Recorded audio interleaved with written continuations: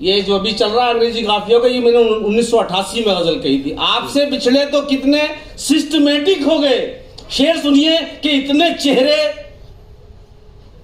हमने बदले जिंदगी तेरे लिए, इतने चेहरे हमने बदले जिंदगी तेरे लिए, रफ्ता रफ्ता हम डिपेंड ऑन कॉस्मेटिक हो गए। इतने चेहरे हमने बदले जिंदगी तेरे लिए, उनसे भी मिलने लगे हो जिनसे दिल मिलता नहीं, उनसे भी मिलने लगे हो, उनसे भी मिलने लगे हो जिनसे दिल मिलता नहीं। किसकी सोहबत में तुम इतने डिप्लोमेटिक हो गए।